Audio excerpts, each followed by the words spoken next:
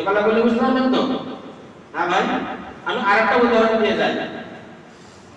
আল্লাহ বললেন ইল্লাল্লাযীনা আমানু, যারা ঈমান এনেছে, ওয়া আমিলুস সালিহাত, এবং সৎ আমল করেছে। আমরা প্রত্যেকে ঈমান এনেছি তো? ও ভাই, আমরা যারা এখানে এসেছি, বসে আছি, আমরা প্রকৃতপক্ষে সবাই তো ঈমান এনেছি ভাই, ঈমানদার। হ্যাঁ ভাই। আচ্ছা, নাম্বার 2, ওয়া আমিলুস সালিহাত, যারা আমালে সালেহা করেছে। আমরা আমালে সালেহা করতে এখানে এসেছি না আসেনি? আজকে মসজিদে এসেছি, মসজিদের বাইরে গিয়ে চিন্তা করি না কেন, কিন্তু এখানে মসজিদে আমি এসেছি, আমরা আমালে সালেহা করতে এসেছি। ওয়া তাওয়াসাউ বিল হক, এবং যে মানুষ বিভ্রান্ত পথে চলেছে, তাদের যখন সঠিক রাস্তায়, সৎ রাস্তার দিকে যখন আনা হচ্ছে, তখন আমরা আমালে সালেহা নাই, সঠিক হকের প্রতি দাওয়াত দিচ্ছি। কিসের প্রতি?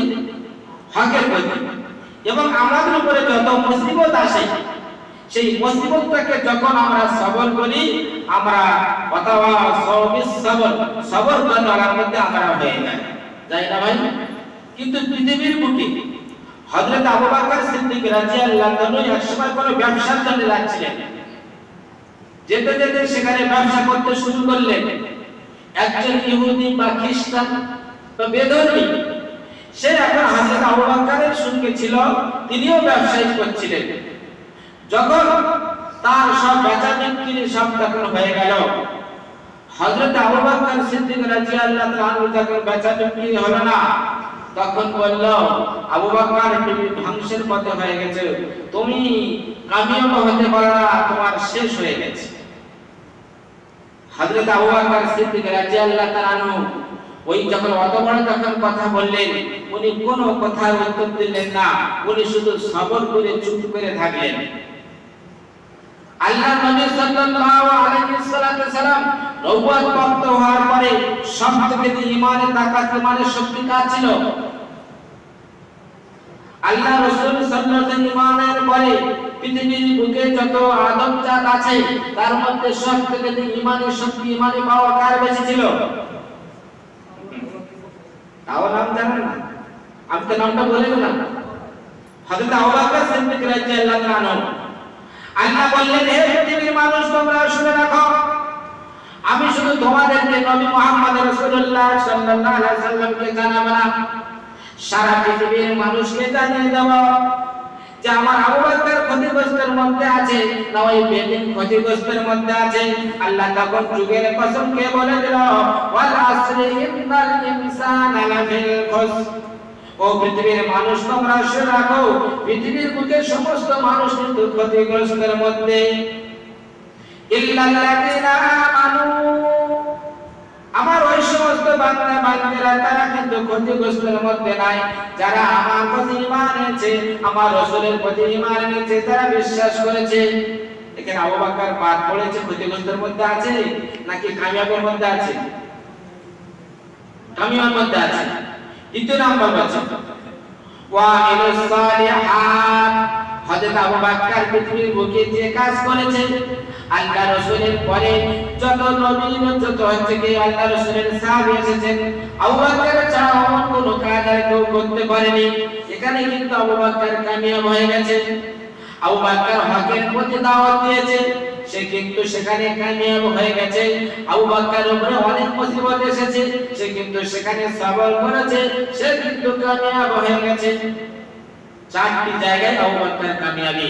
সেই আবু বকর সিদ্দিক রাদিয়াল্লাহু আনহুকে আল্লাহ পাক দুনিয়ার বুকে থেকে তাকে জান্নাতে হওয়ার মতো সার্টিফিকেট এবং লকব দিয়ে দিয়েছে।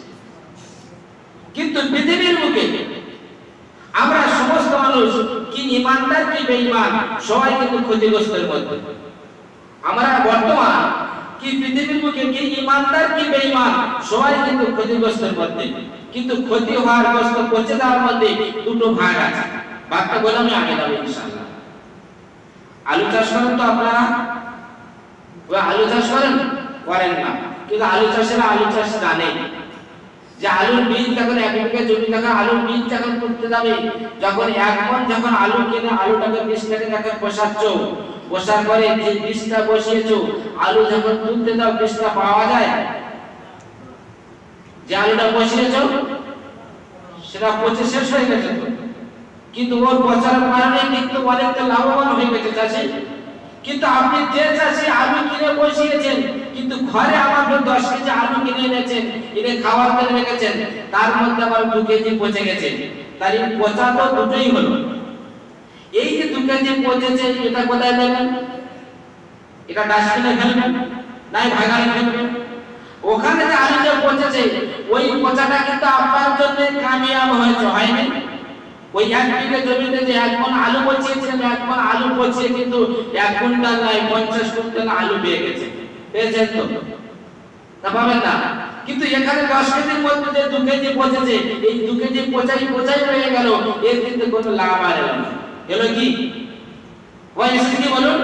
আল্লাহ বললেন ওয়া আমিলুস সালিহাতি ওয়া তাওয়াসাউ বিল হাক্কি ওয়া তাওয়াসাউ বিস সাবর।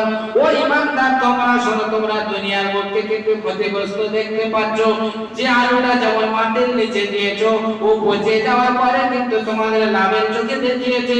তোমরা ঈমান এনেছো, ঈমান আনার পরে কিন্তু তোমরা দুনিয়া কামাতে পারোনি। তোমরা মনে করলে দুনিয়ার বুকে আমরা পচে গিয়েছি, আমাদের কোনো দাম নেই। আল্লাহ বলতে আমার ঈমানদার মুমিনরা, তোমরা শোনো, তোমরা যখন দুনিয়া ছেড়ে বিদায় নেবে, এই দুনিয়া ছেড়ে 10 গুণ বড় সুন্দর জান্নাত তোমাদেরকে দেওয়া হবে। আমরা কোন দিকে পৌঁছবো?